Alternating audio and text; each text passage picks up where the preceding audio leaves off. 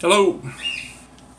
I'm putting together this very short little video today to go along with accompany with the review I just did on a new pen that I just got. It's the WingSung 601. WingSung 601. This is a pen of WingSung's Chinese manufacturer. Here is my lighting. Stuff's kind of terrible, but this is the pen in question. It's a knockoff. There's no other way to put it. A knockoff of the Parker 51. But what's really cool to me about this pen is that it's not just a knockoff of the Parker 51, but it's a knockoff of the Parker 51 from a very specific part of the 51's original timeline. The Parker 51, I believe, was introduced in 1941, and I don't remember now how long. Gosh, I want to say that they ran the 51 line maybe up into maybe even as much as up into the 60s. But the original Parker 51, when it came out, the filling system in it was pretty much the same filling system that they used in another line of pens called the Vacuumatics. Basically was a plunger that was inserted into the back end of the pen, and when you pushed it down, it was a spring, an internal spring within the plunger. When you pushed it down, it pushed against a diaphragm. The diaphragm, when you released it, created a vacuum, and you would dip the pen in ink, and it used the entire cavity of the pen's body to hold ink. So you had to use the plunger several times to get a good fill, but when you got a good fill, you had much more ink than traditional pens of the time typically carried. The reverse of that, the back end side of that was all good, but they were also kind of tough to clean out, get really good and clean. And then I think 1948, Parker 51 changed their pens to have an aromatic filler, which was basically like a squeeze ball. The WingSung is basically the same dimensions. I don't know that it's exact, but it's very, very, very close to the same dimensions. I have checked to see the caps are interchangeable. I can use a real, true Parker 51 cap on this pen. It just fits it just fine. So I believe that the dimensions are all the same. Looks wise, there's the WingSung. There is a Parker 51 in black, and the 51 has I think they called it lustralloy finish. It's basically aluminum cap that looks like it's got bead blasting. The WingSung is an aluminum cap that's not exactly bead blasting, but it's not shiny either. It's similar in effect to the 51. The top has an aluminum jewel, which I believe the very first year of production of the 51s had an aluminum jewel too. I think I've read that somewhere. I'm not certain. Somebody may want to correct me on that, but I think that's right.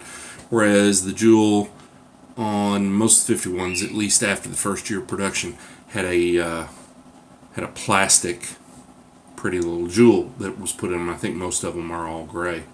When you open the pen, the only real difference that you visually see between this and a typical 51 is this cool little ink window. I think that's a big improvement in design and engineering over the original 51s.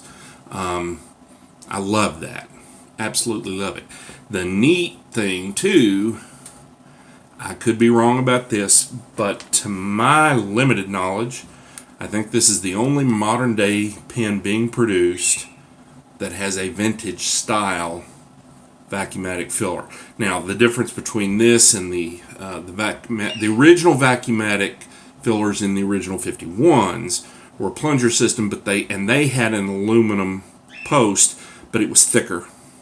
and I think it had like a slot in one side, but it was much thicker. When they went to a plunge filling system that looked like this, but it had a plastic shaft, whereas this one has an aluminum one.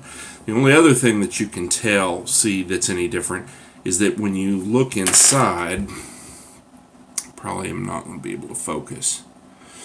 The plunger filler in the original 51, oh, this is an aerometric, was threaded into the back end of the pin. This one, I think it was reverse threaded. This one uses a little hexagon nut.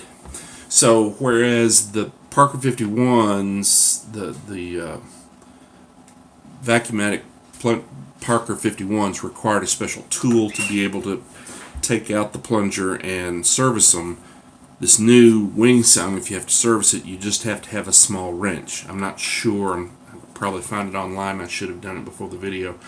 Don't know how many, what the millimeter size would be, but you can find them. I'm certain of that.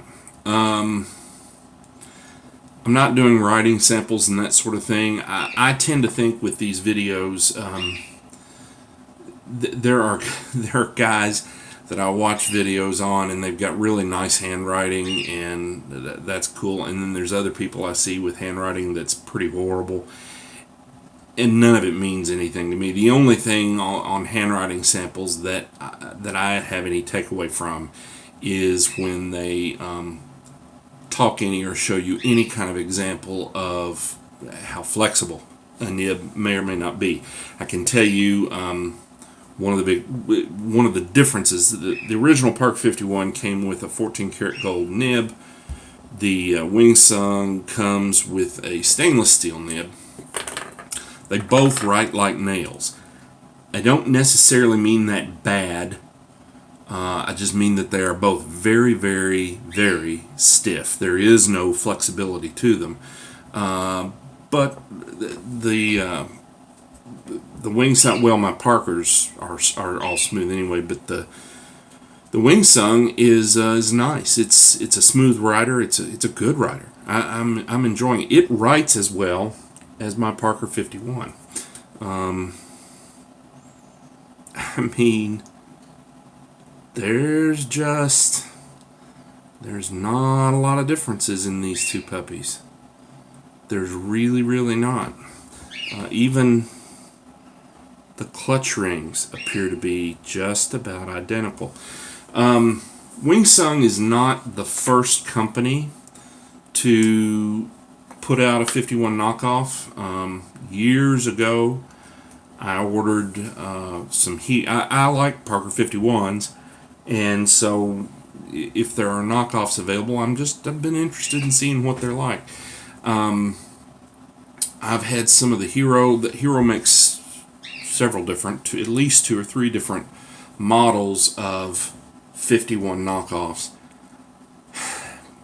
I've had some of those pins that were okay to blatantly just crap. In very general broad strokes, the Hero pins that I had used, I would say subpar plastics. The plastics tended to be thin, very brittle, very easy to crack, and then just in general, the production, the tolerances, you would have nibs that weren't fit correctly, that didn't line up in the hood correctly, gaps and seams, and just the quality was just not there at all. This pin is a different sort of animal. When I look at this pin, the only thing from the outside that I could tell at all is that on my 51, I sold the last 51 that was a vacuum filler. You probably can't see it in this camera. With my naked eye, I can just barely see the seam where this unscrews. With my original Parker 51s, I couldn't see the seam at all. When I screwed it down tight, it became invisible. So that's not quite as good as in this pin, but everything else, I don't want to say it's as good as Parker, and I'm sure it's probably not, but it is miles away from being the kind of quality that the like the Hero Parker 51 knockoffs are. That's kind of the end of it. One ending note I'll put on this. These pins, in the review that I did, I kind of addressed the point. Within the pin community, there is a lot of angst about these type of pins. People will declare them immediately from fakes. I call them knockoffs. To me, there's a very, very distinct difference between a fake, which I'm adamantly opposed to, and knockoffs, which I kind of don't have a big problem with, and I'll explain why. I do think it's wrong if a company, if a company blatantly is ripping off technology and stealing patent, for lack of my better way to describe it. If a company is knowingly stealing patent technology from another company, I have a problem with that. Again, sort of to a point. Not that I think it's okay, but I was discussing this on a Facebook group, and pretty much everybody on that group I felt like I was the only one that had the opinion that I didn't see a big problem with this issue. There was the pin in question there was, I believe, a Jinhao that was a knockoff of a Lamy Safari or a Lamy All-Star. I'm not sure. I don't have one of those pins. I do have a WingSung. I don't remember the model number. That is a knockoff. It's an absolute knockoff of the Lamy All-Star, which is just the metal version of the Lamy Safari. Here's my thought. If you're watching this video and you have either an Apple phone or a Samsung product, you're utilizing an object where that company has blatantly stolen and used patent technology from the other company that I'm talking about. Samsung has done it to Apple, and Apple's done it to Samsung, and they have been at continual war in the court systems. Now, it's far too complex for me to comment and say one company's right or the other. The courts will determine that. But in the meantime, how is it that someone has a real problem buying one of these pens, but they're okay with owning an Apple or owning a Samsung phone that has taken technology from the other company and utilized it in their phone? Anyway, just a thought to consider. I'm not saying that two wrongs make something right, which is not really how that works anyway, but there's a